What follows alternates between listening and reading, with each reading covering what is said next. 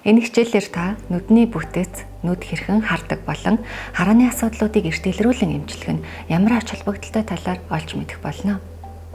Харах үйл ажиллагаа нь хүлээн авах, дамжуулах, боловсруулах гэсэн 3 хэсгээс бүрддэг.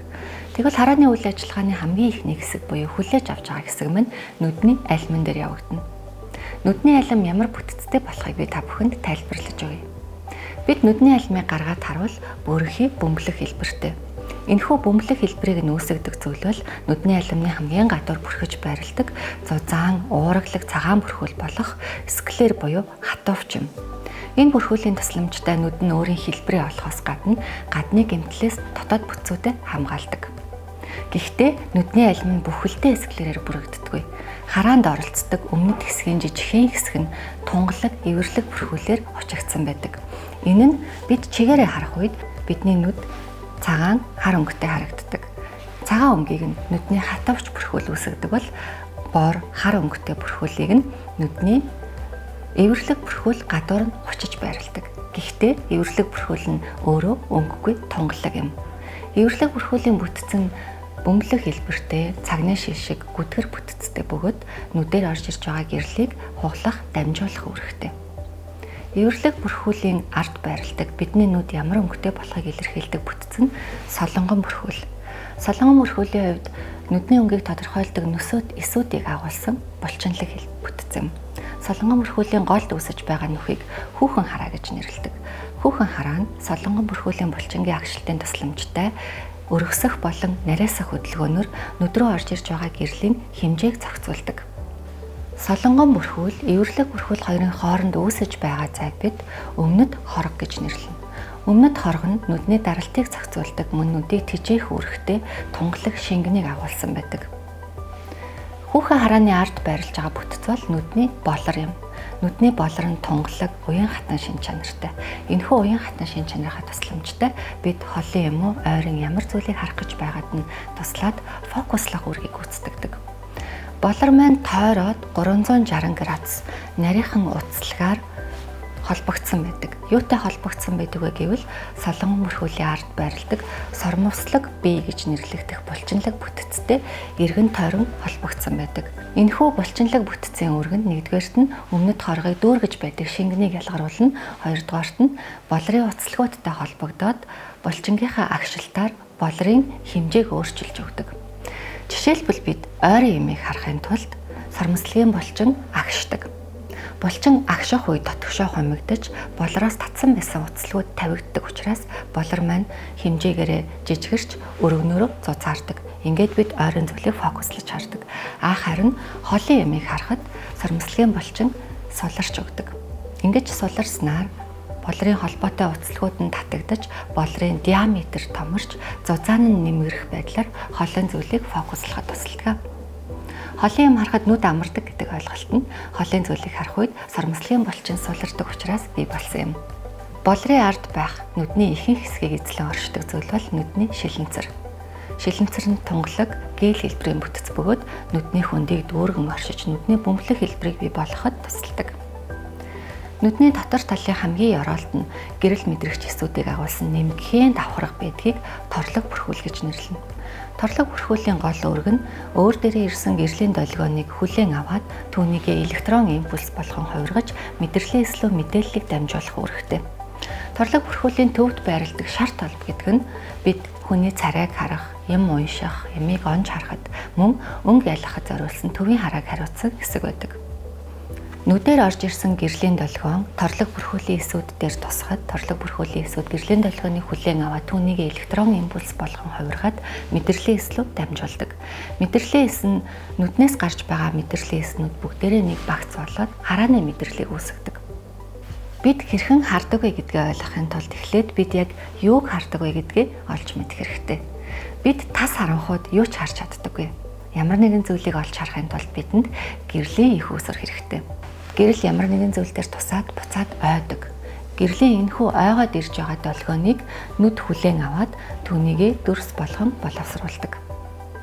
Тэгвэл нүд яг яаж хардаг юм бэ? Агаараар ирж байгаа гэрлийн долгионыг нүд түрүүн тайлбарласан бүтцүүд болох эвэрлэг бүрхүүл, нүдний болор, нүдний шингэн орчнуудаараа дамжуулан хугалж явсаар нүдээр орж ирсэн гэрлийг тодорхой цэгт фокуслаж өгдөг. Энэ цэг нь нүдний торлог бүрхүүл дээр буюу шар толбон дээр тааруул бид тод дүрсийн мэдээллийг хүлээж авлаа гэсэн үг. Өөрөөр хэлбэл нүдний алим үүргээ гүйцэтгэлээ гэсэн үг. Ингээд ирсэн мэдээлэл нь харааны мэдрэлээр дамжин тархинд очдог. Бид альва зүйлийг харахтаа нүдэрээ зөвхөн хүлээж аваад түүнийгээ дамжуулан тархиндаа боловсруулан хардаг. Тэгвэл алим харж байгаа үед энэ алим байна гэдэг ойлголт тархинд бий болдог.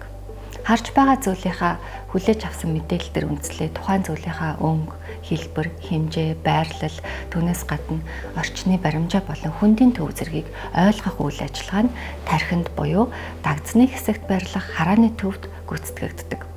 Хүүхэд дөнгөж төрөөд зөвхөн хар цагаанаар бүдгхэн хардаг.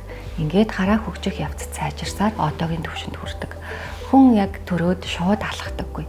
Эхлээд толгоогоо дааж сурна, сууж сурна, мүлгэд сурна, тэгээд алхаж сурдаг.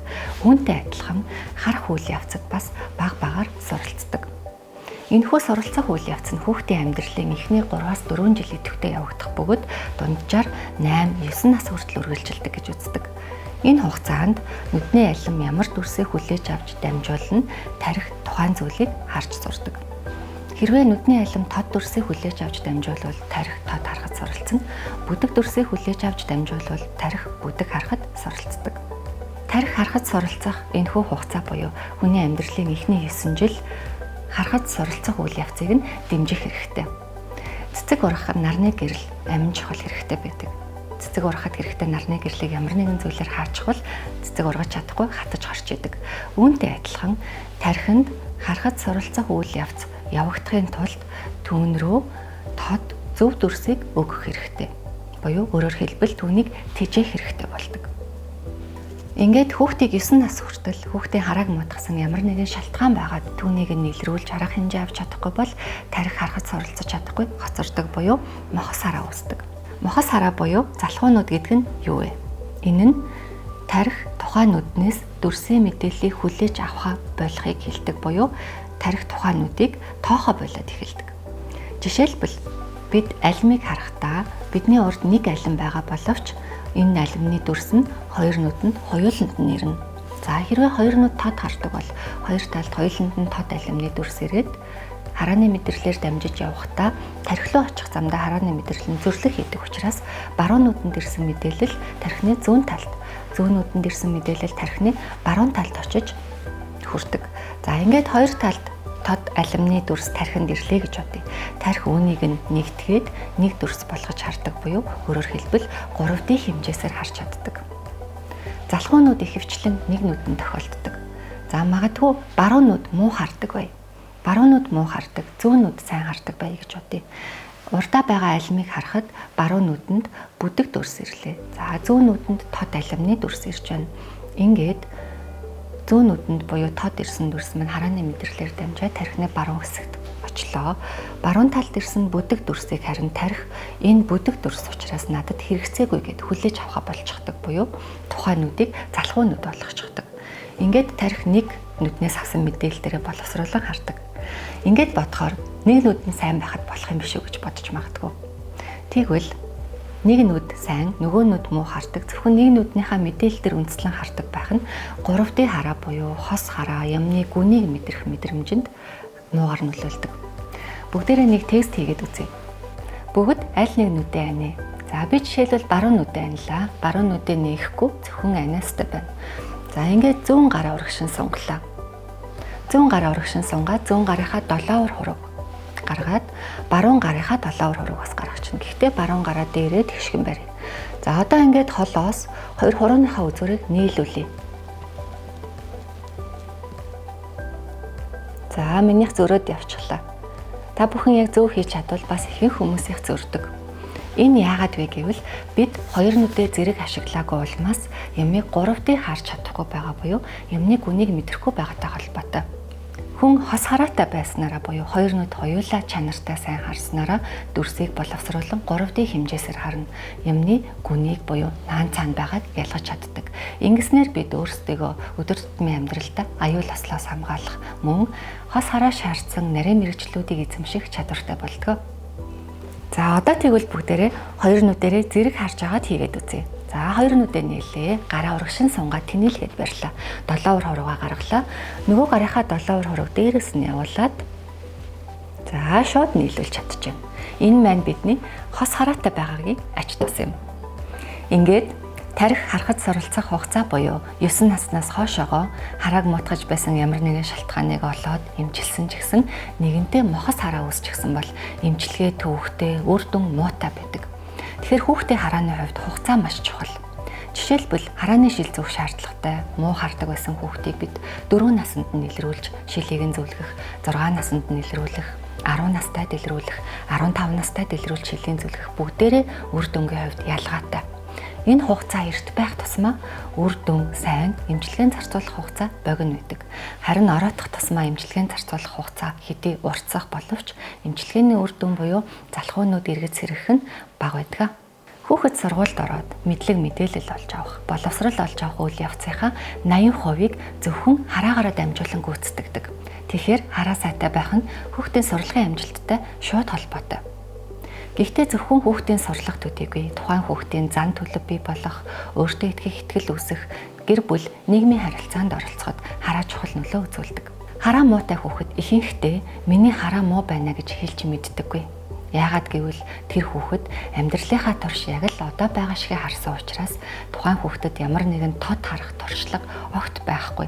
Хүн болгон ингэж хардаг гэдэг ойлголттой байдаг учраас багшаа би таны хичээлийг харахгүй байгаа учраас ойлгохгүй байна.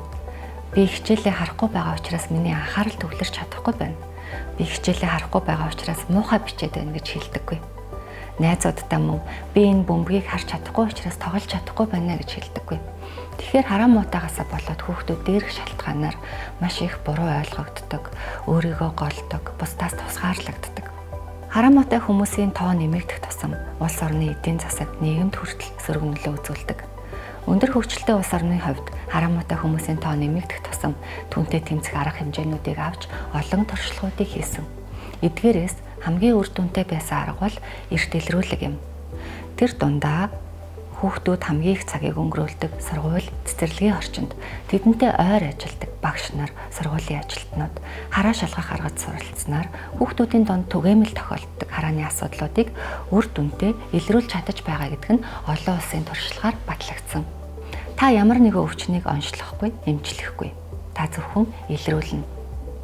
Энд та заавал нүдний эмч байх шаардлагагүй. Энэхүү хичээлүүдийн төгсгөлд та хүүхдэд түгээмэл тохиолддог харааны эмгэгүүдийг илрүүлэх чадвартай болох юм.